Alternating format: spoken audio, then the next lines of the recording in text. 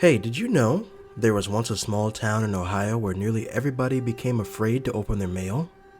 It started as a single letter, a few lines written in thick, blocky handwriting, with no return address, no signature, only accusations.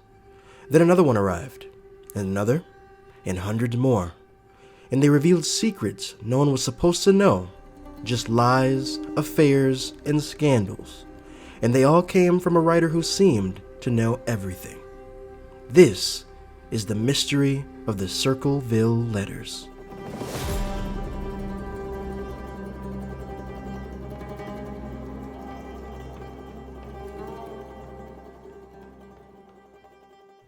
Hey everybody, and welcome to another episode of Hey Did You Know, where we dig up the weird, the forgotten, and the downright strange corners of America.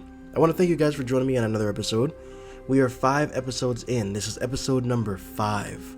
And I have had such a fun time researching and writing and recording and doing all this stuff. It's been, honestly, quite a fun project for me outside of, my job and other things that I do. So it's just something that really gets my mind moving. I'm a huge fan of history, as I said in episode 1, and learning all these new things has just been a really fun time. So, with that being said, let's learn something new. Circleville, Ohio. Best known for its annual pumpkin show and the world's largest pumpkin water tower, it's the kind of small town where everybody knows everybody, and nothing truly shocking ever happens. Well, that was until 1977. That year, a wave of anonymous letters began showing up in the mailboxes around town. Letters claiming to know people's deepest, darkest secrets and threatening to expose them to everyone. While many of Circleville's 14,000 residents were targeted, one woman seemed to be singled out for something far more personal. She was a local school bus driver by the name of Mary Gillespie. Now let me take a pause here. I know most of us don't really get any mail anymore. I know I definitely don't. But imagine this. It's a beautiful morning. You grabbed your coffee, your tea, or whatever you have in the morning. You head out to your mailbox and you see an envelope with your name on it, handwritten. It's not bills, doesn't look like junk mail. Maybe it's from a friend, or maybe your long-lost grandmother is sending you that inheritance money that you've been waiting for this whole time. But you open it, and instead of it being money or good news, you find something so chilling, so personal, that it marks the beginning of a mystery that would grip the entire town that you live in. Mary opened her mailbox to find a letter that had no return address and was postmarked from Columbus. The letter read, "Miss Gillespie, stay away from Massey. Don't lie when questioned about meeting him. I know where you live. I've been observing your house and I know you have children. This is no joke. Please take it serious. Everyone concerned has been notified and everything will be over soon." Mary had just been accused of having an affair with Gordon Massey, the married school superintendent. Mary shared the letter with her husband, Ron Gillespie, and of course she denied that she was having an affair with Gordon to begin with. They both ignored it, hoping that they wouldn't have to think about it anymore, but this wasn't just a one-off occurrence. This was only the beginning. As days passed, another letter arrived, although this time it was addressed directly to Ron, telling him that he needed to admit that his wife was having an affair. He was told in the letter that he needed to inform the West Falls School Board of the affair, and if he did not, he would be killed. And once again, the Gillespies kept this letter quiet. Because, let's just ignore the anonymous death threats that we're getting. What's the worst that could happen? Now, another 2 weeks goes by. They've still not sent any word to anyone, and another letter has arrived. This time, once again, addressed to Ron. It says, "You've had 2 weeks. You've done nothing. You are a pig defender, and you are also a pig. Make her admit the truth and inform the school board." In this letter, the writer also said that he or she would broadcast the information across CBS, post posters and billboards, make the truth finally come out. And the writer did just that. Along with the letters that they were receiving, they also were getting phone calls, and offensive signs were being posted along Mary's bus route, many of which made offensive and explicit references to their young daughter. But the next letter that they would receive, that's the one that really set the tone for everything that followed, and marked the real beginning of Circleville's bizarre nightmare. Now, this letter was addressed to Mary, and it read, Lady, this is your last chance to report him. I know you are a pig and I will prove it and shame you out of Ohio. A pig sneaks around and meets other women's husbands behind their back, causes families and homes and marriages to suffer. Now, at this point, Mary and Ron had finally told some people about what was going on. They had only told 3 people. Who were those people? Well, Ron's sister, her husband Paul, and Paul's sister. It was a tight little circle that they had put together to try to figure out who it could be that was writing these letters targeting Mary, and Mary herself actually had a suspect in mind. A man named David Longberry, a fellow bus driver, who had shown a little too much romantic interest in her. She had turned him down previously before, most likely because she was already sleeping with somebody's husband, allegedly. So the group finally came together and made a plan. They decided to flip the script and send their own anonymous letters straight to David, warning him that they knew that he was the one behind it all. For a while, their plan seemed to work. After they sent this letter to David, the letters stopped coming. But then, they started again.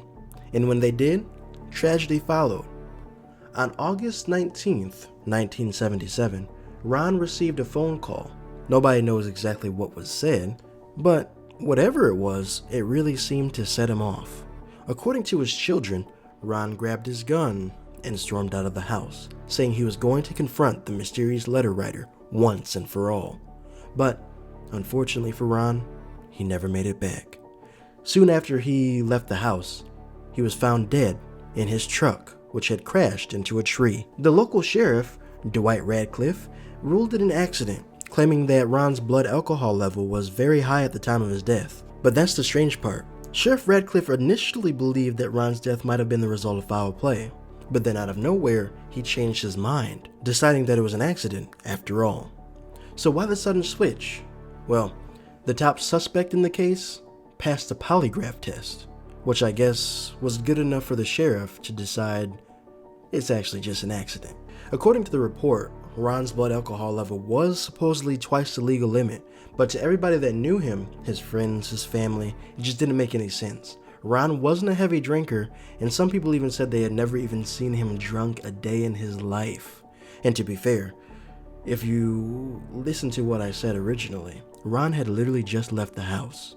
Between walking out the front door, getting into his truck, and his truck crashing into a tree, he really didn't have much time to stop and get a drink anywhere, especially not enough to be twice the legal limit. But that's just my unprofessional opinion. I will say, in the days following, people started whispering around town, and letters were still coming in, and this time they were really targeting the sheriff, saying that he covered up the truth about what happened to Ron. So, maybe there was a little bit of a cover-up there. Maybe finally, the Circleville letter writer actually got something right. Now, like I said, after they wrote that letter to David, they had this great idea. Write the letter to David, accuse him of doing it. The letters did stop. But once they started again, things started taking a huge turn. Now Mary's lost her husband. Ron's dead, crashed into a tree, he's died. And now, where do we go from here? Well, after Ron died, Mary and the superintendent finally admitted that they were in a relationship.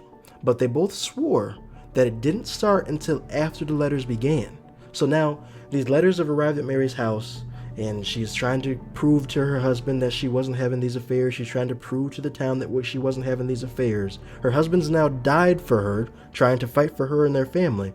And here she comes saying, well, we did have a relationship, but it didn't start when the guy said it did. And I actually think that this made the letter writer even angrier, because he did want them to admit to it. But after he finally said, you've lost time, now things are going to start picking up. Now you guys want to actually admit to it and think that it's just going to be over? Well, no. No, it's not. Remember when I mentioned that the letter writer said he was going to start putting up signs? Well, let's talk about those really quick. It's now February of 1983, about 6 months after Mary's husband fatally passed away. The letter writer apparently decided to take things up a notch. Now, threatening signs are starting to appear along Mary's bus route every day. And eventually, she'd had enough. One day, after she spotted a sign that showed disturbing and graphic imagery of her daughter, she stopped the bus, got out, and tore the sign down herself. But as she did, she made a horrifying discovery that it was a trap. Hidden inside the post was a small box containing a loaded pistol rigged to fire if the sign was pulled a certain way. Had she inked it just a little bit differently, that would have been the end of our story. An amateur attempt had been made to scratch off the serial number from the gun, but lab tests were able to recover it, and when they did, it led straight to Paul for sure. Remember Paul?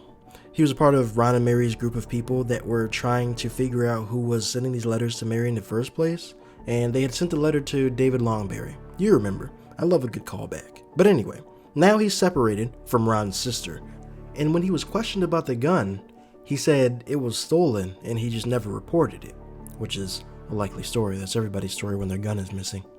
But on February 25th, 1983, Sheriff Radcliffe had asked Paul to come in for questioning, and he wanted him to take a handwriting test. But this just wasn't your average test. The sheriff had Paul copy the threatening letters word for word, and even asked him to repeat them out loud as he wrote. Months later, in October of 1983, Paul went to trial for the attempted murder of Mary Gillespie. While he was never charged with writing the letters, they became a very key part in the prosecution's case against him. A handwriting expert testified that Paul was the letter writer, and Mary herself took the stand saying that she also believed it after Paul's estranged wife, Ron's sister, came to her with the same suspicion. Even Paul's boss testified that he wasn't at work the day that the booby trap was found. Now, Paul maintained his innocence, of course, and by the end, the jury didn't buy it. Paul ended up being convicted and sentenced to 7 to 24 years in prison. And while behind bars, and even while he was held in solitary confinement, the letters didn't stop. In fact, Paul himself began receiving letters from the mysterious writer at the prison, taunting him and insisting that he would never get out. Now, despite Paul being locked away, the residents of Circleville continued to receive letters in their mailboxes. In December of 1990, Paul became eligible for parole, but he was denied because the letters were still showing up. Letters he could not possibly be sending. Finally, in May of 1994, 4 years later, Paul for sure was released on parole. He maintained his innocence for the rest of his life up until he died in 2012. The story of the Circleville letters didn't just haunt Ohio, it captured national attention. The case has been featured on Unsolved Mysteries, 48 Hours, and countless true crime podcasts, now including mine, ever since. And to this day, no one really knows who was behind it. Was it Paul in the end? Was it someone trying to frame him? Or was there someone else sitting quietly in their little home, smiling every time another person opened their envelope? Whoever it was, they managed to twist an ordinary Ohio town into a living mystery where no one could trust their neighbor or their mail. So next time you go out to check your mail, just remember, it might not be bills. It could be someone who knows a little too much about your business. And that, my friends, is the mystery of the Circleville letters. And honestly, what makes this story so fascinating, it's a story about secrets and suspicion, and it really shows you the lengths that people will go to just stir up a little bit of trouble.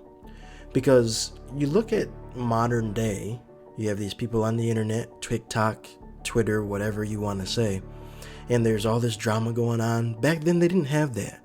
This man had to watch everybody. This man or woman had to really watch and know what was going on in this town. Because remember, it wasn't just Mary that was getting letters.